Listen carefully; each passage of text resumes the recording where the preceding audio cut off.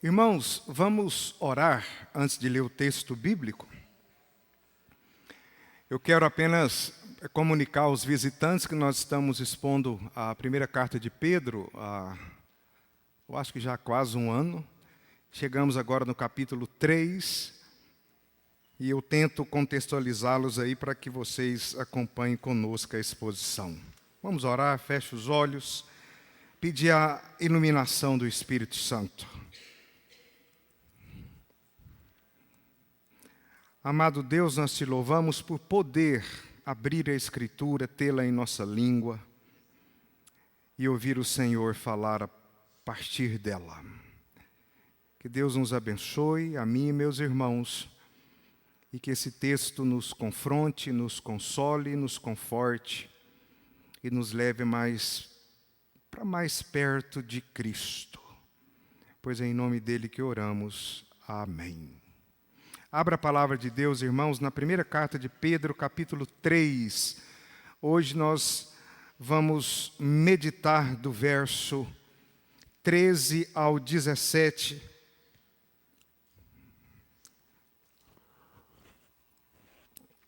Ana, enquanto a gente abre, deixa o primeiro slide, por favor.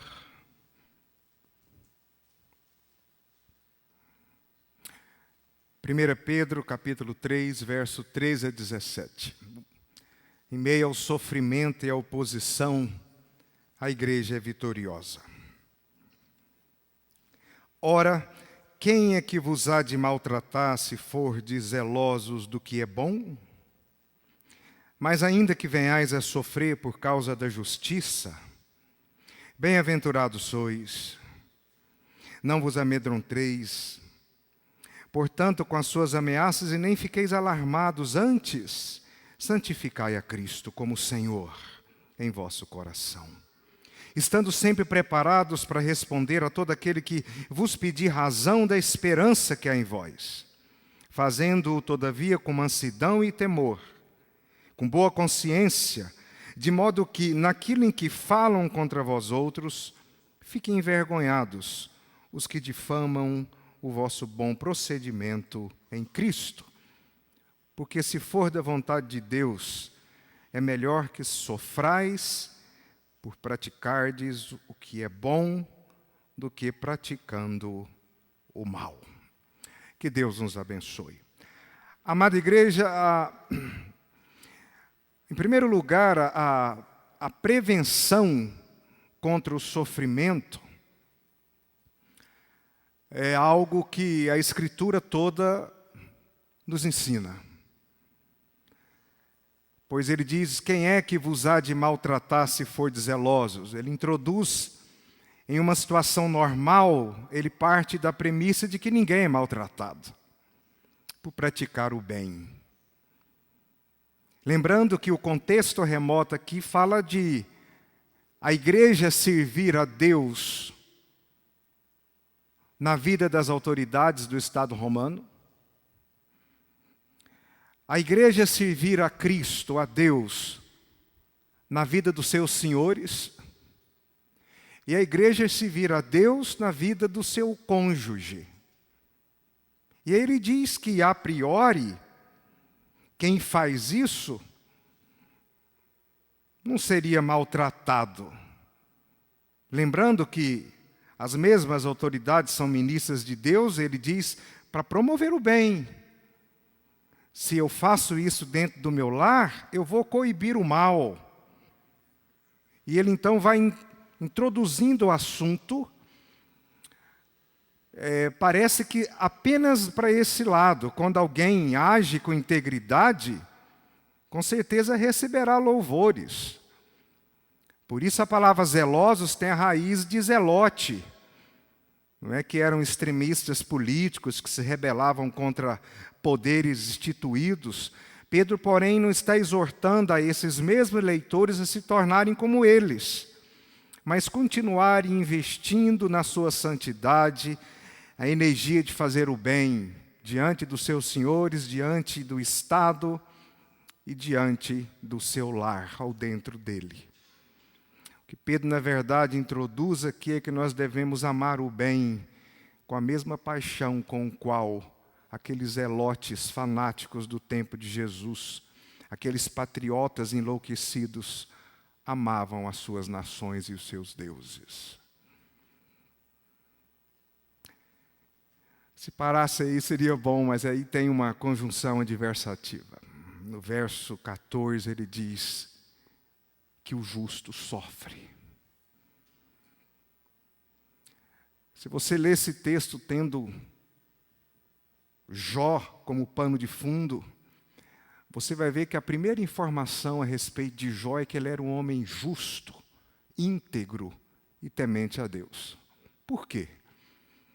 Justamente para ensinar que, não obstante ele ser justo em Cristo, temente a Deus por obra do Espírito Santo, zeloso da palavra, o justo sofre e padece nesse mundo.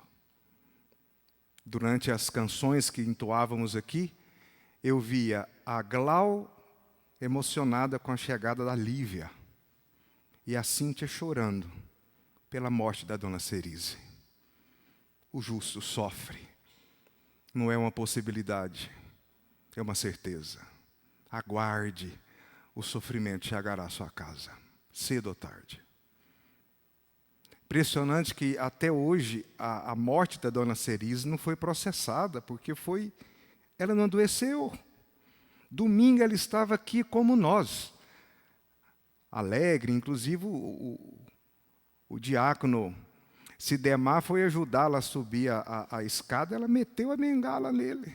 Falou, não precisa me ajudar que eu estou boa. Segunda-feira ela estava praticamente morta.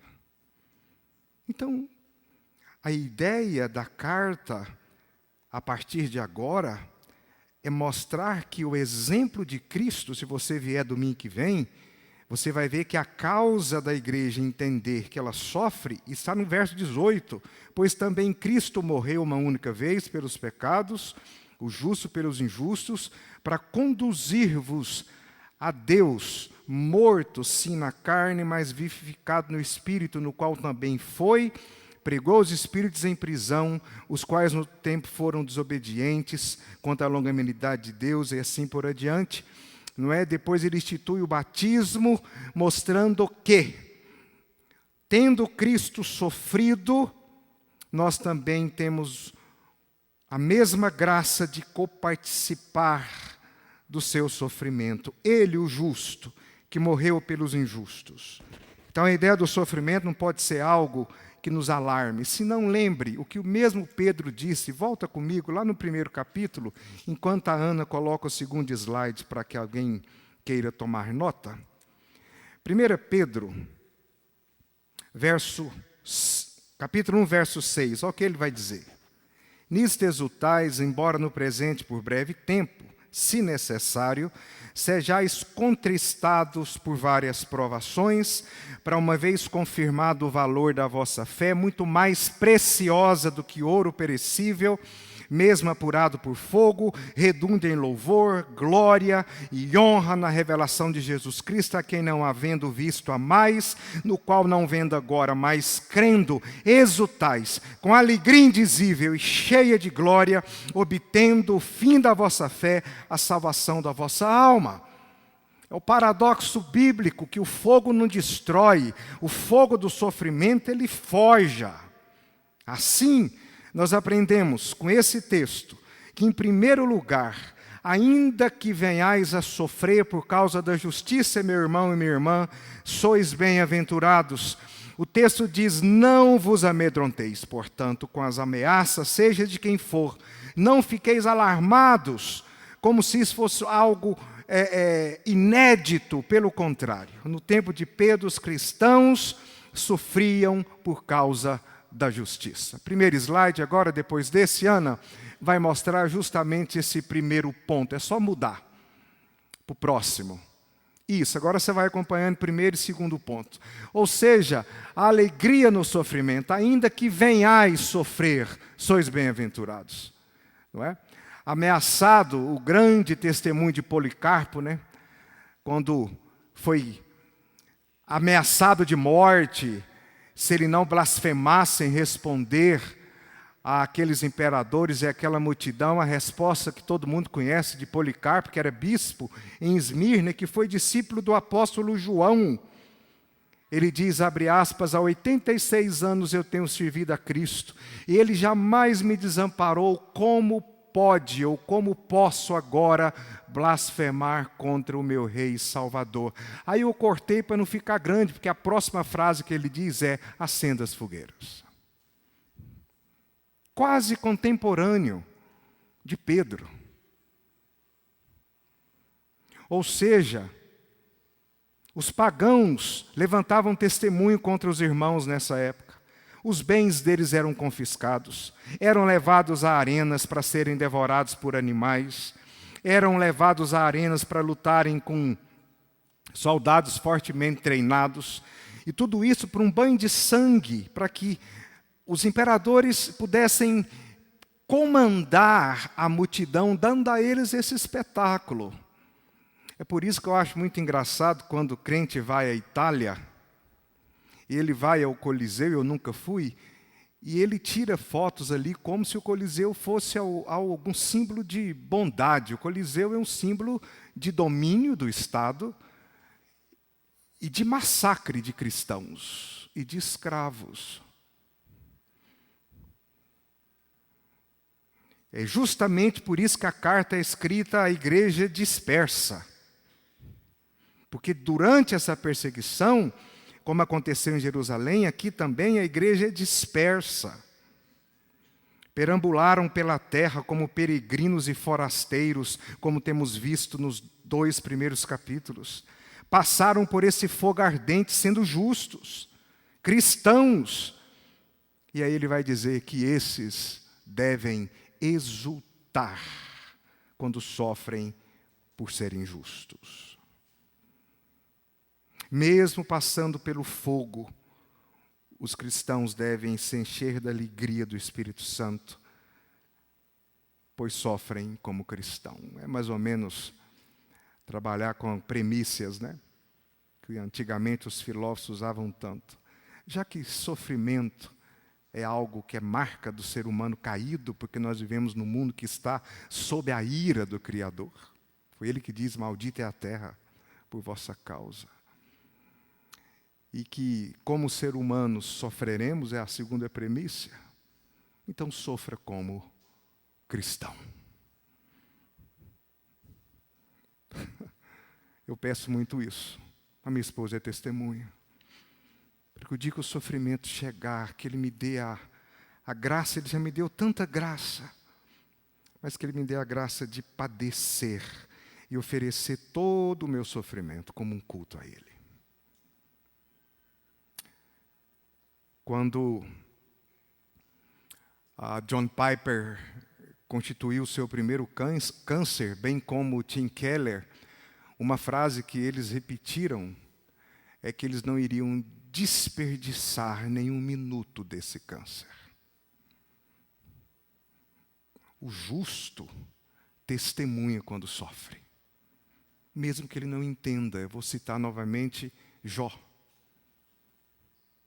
Nunca entendeu nada. Porque se o Senhor falasse para ele, é uma questão, uma parada minha com Satanás, eu vou mostrar para ele que, não obstante o justo sofrer, eu o sustento.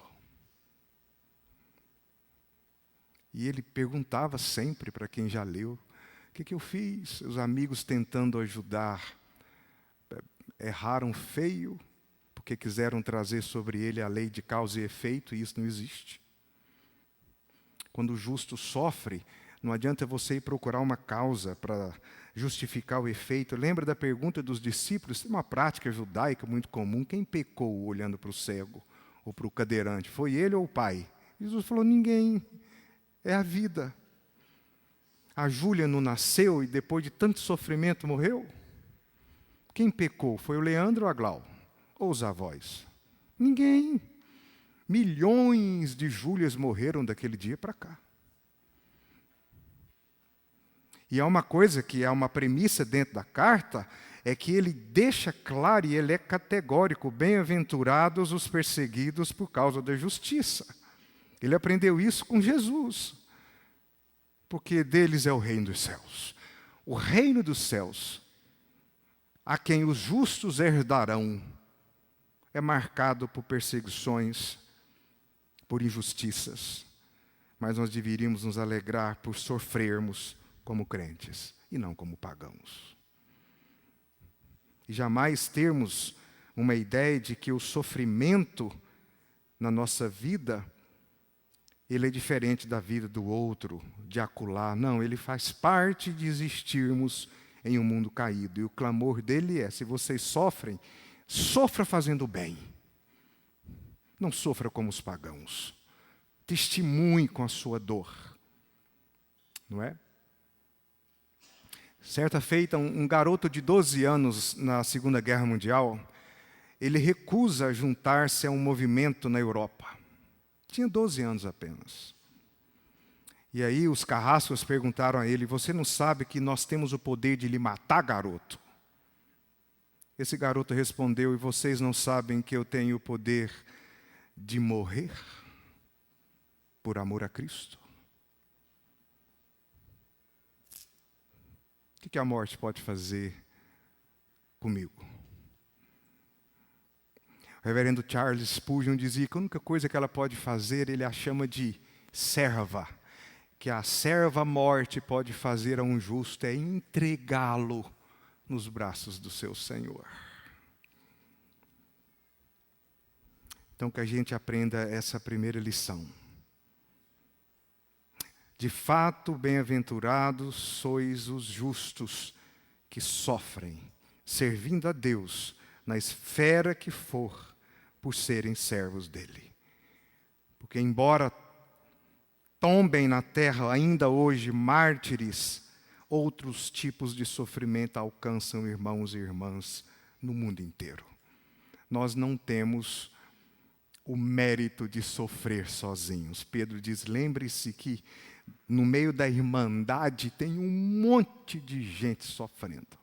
Que é uma coisa que a gente aprende, por exemplo, quando o sofrimento arrocha e a gente pensa assim: eu não vou passar isso. Passa, porque a graça ela é igual o estilingue. Lá em Hebreus diz: aproximar-vos diante do trono da graça, esse é o trono, para receber dele graça e misericórdia em ocasião oportuna.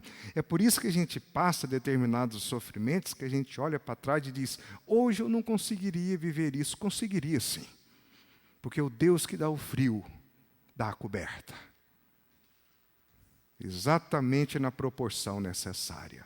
Por isso, irmãos, se tiveres que sofrer, sofra por fazer o bem e por servir a Deus. Tá bom?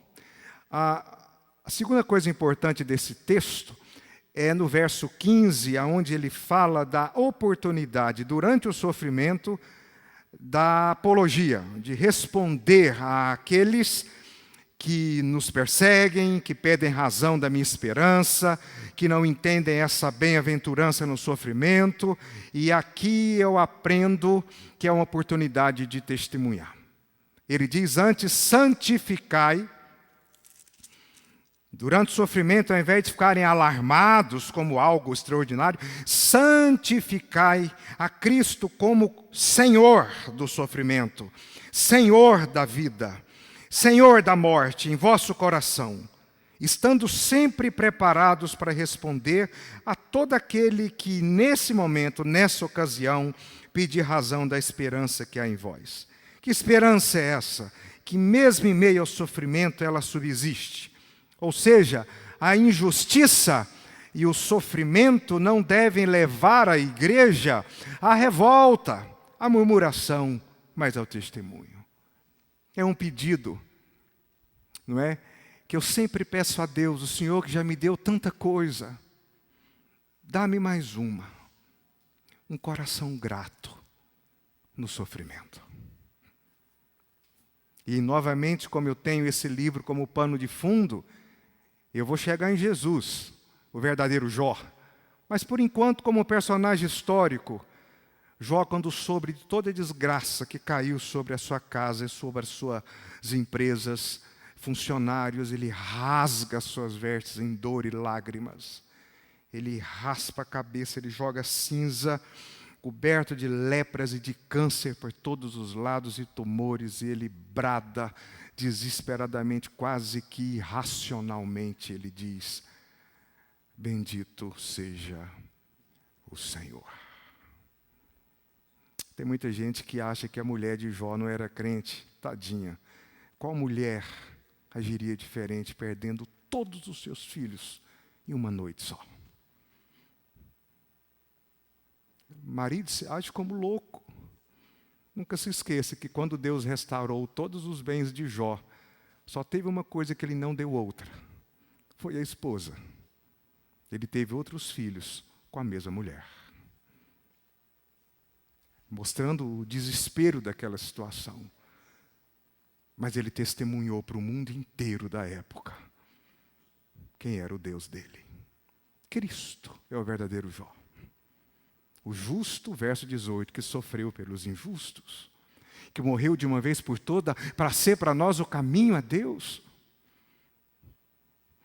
E Jó apontava justamente para o justo sofredor, que sofreu não só na cruz o sofrimento físico, mas ele sofreu toda a ira de Deus que viria sobre nós, recaiu sobre ele. Por isso que foi um sofrimento vicário, houve uma troca. Daí lembrarmos que ele nos livrou da ira de Deus. A espada do Senhor justa estava em nossa direção e o próprio Deus entra na frente da sua espada para justificar a muitos. É lembrando disso e pensando nisso que nós temos que dar respostas àqueles que nos perguntam o motivo da nossa esperança. Nós temos que dizer: o motivo é que Cristo me salvou. Nós não podemos temer o inimigo, muito menos a morte, como a criança de 12 anos. Vocês não sabem que eu tenho o poder de morrer por Cristo? Se é isso, me matem. Mas a Deus não submeter em gratidão ao senhorio de Cristo e dando explicações consistentes, eloquentes, simples e humildes da nossa fé. Santificar a Cristo aqui é honrá-lo como Senhor em todas as circunstâncias. É reconhecer seu senhorio sobre o mundo, sobre o universo, mas também sobre a minha vida, sobre o sofrimento que me advém, sobre a alegria que me é permitida, sobre o luto, todas as circunstâncias, inclusive a própria perseguição, sofrimento e morte. Quando eu o santifico, eu o honro, e assim eu testemunho. É interessante que o que Pedro faz aqui é adaptar Isaías 8,13. Ao Senhor dos Exércitos, a Ele santificai. Aí ele pega e diz a vocês, então santifiquem a Ele em vossos corações. Não é? Ou seja, Pedro traz a mesma mensagem do profeta, encorajando o povo. Não é? Com palavras para que eles honrem a Cristo como o Deus Todo-Poderoso, o Deus Pai, Criador dos céus e da terra. De modo que o sofrimento produzido pela perseguição, ou pela doença, ou pelo luto, é uma porta escancarada para o testemunho da igreja. Por isso que a igreja que não sofre não amadurece. Se você nunca sofreu, você ainda é um anão na fé. O sofrimento Lembra do controle remoto? Dos videocassetes que a gente queria passar o filme para frente? O sofrimento, parece que ele passa a nossa vida para frente e a santidade chega mais rápida. Quem aqui não fica mais sensível à voz do Espírito Santo quando essa altiva carne está doente? Por isso que na carta de Pedro o sofrimento é o forno, a igreja é o ouro. Aí o fogo não destrói, ele purifica. E aí você sai de lá mais santo, mais parecido com Cristo, que é o objetivo do sofrimento, e pôr a cara a tapa. Você que é universitário. Não é? dentro de uma universidade progressista tomada pelas forças do mal hoje, principalmente as públicas. Você se levanta lá como Sadraque, Mesaque e Abednego se levantaram na Babilônia? Eu não concordo com isso aí não, professor. Não é unânime não, quero só deixar minha opinião aí. E se você sofrer por isso, a Escritura diz que você é bem-aventurado. E em terceiro e último lugar, verso 16 e 17, ele vai dizer assim: porque se for da vontade de Deus, é melhor que vocês sofram praticando o que é justo do que praticando o que é mal, pois também Cristo morreu uma única vez e assim por adiante. Eu vou só até o 17, domingo que vem eu falo da ressurreição dele. Ou seja, a postura da igreja diante do sofrimento. Qual é essa postura? Primeiramente, nós temos que entender que a postura adequada é de testemunho. Numa situação de ansiedade, de animosidade, palavras que podem ser ditas de uma forma que dissipe a eficácia que podem ter e que isso gera um desconforto, o cristão perseguido deve agir com testemunho. Muitas vezes aqueles irmãos preocupados com a sua família, com a vida, perdiam seus empregos. Funcionários públicos eram mandados embora por serem cristãos na época do primeiro século, do segundo, até o terceiro século. Até a chegada de Constantino, na verdade foi lá no sexto século. Ou perdiam seu patrimônio, ou tinham que fugir das cidades. É no meio disso que ele convida a praticarem apologia e jamais negarem a sua esperança em Jesus Cristo. Uma outra coisa importante é o propósito do sofrimento. Porque se for da vontade de Deus, é melhor que sofrais. Ou seja, nem sempre Deus nos livra do sofrimento e da injustiça humana. Porém, quando nos permitir passar por esses vales, é porque Ele tem um propósito elevado, nos amadurecer e promover a sua glória em nós. O cristão que sofre injustamente enquanto faz boas obras sabe que Deus está no controle e que a providência divina guiará a sua vida até o destino final, inclusive a sua própria morte. E qual o maior exemplo disso?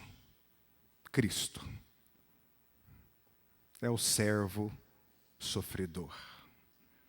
Todos os personagens que sofreram na Escritura do Antigo Testamento, profetas que foram lançados em poços, que foram cerrados ao meio, que foram queimados, todos prefiguravam o sofrimento do Filho de Deus.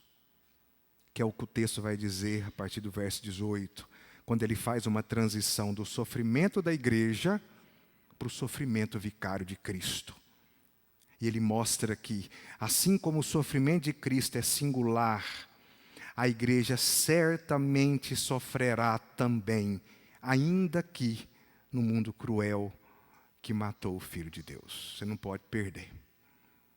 Tá bom? Domingo que vem você vem para o fechamento desse tema. Até lá, eu quero apenas lembrar a igreja que nós temos que, diante de qualquer coisa, põe o próximo slide, Ana, de acusações, de injustiças, a revolução da mansidão é a milícia da igreja. Ou seja, ela não se acovarda, mas nesse cenário polarizado de morte, de cancelamento, de violência, a igreja se posiciona, não é mais com humildade, com sensibilidade, sem ser arrogante, insensível ou hipócritas. Ou seja, nós não lutamos com as armas do mundo, mas nós lutamos no poder do Espírito Santo. Que Deus nos abençoe e que você saia daqui lembrando que és peregrino em um mundo estranho. Que da mesma forma que aquele povo marchava para o templo, nós marchamos para a nova terra e o novo céu. Mas até lá, irmãos morrerão, nós sepultaremos uns aos outros, nós os guardaremos, até que nós mesmos iremos passar pelo vale da sombra, da morte, da doença, do acidente, mas não se esqueçam que aqueles que creem em mim já passaram da morte para a vida. Então nós jamais morreremos. Apenas estaremos na presença do Senhor, esperando a ressurreição. Se quiserem nos matar, nos farão um grande bem. O ruim para quem fica, saudade para quem vai, não. Vamos ficar de pé, vamos receber a bênção e cantar juntos o Amém Tríplice.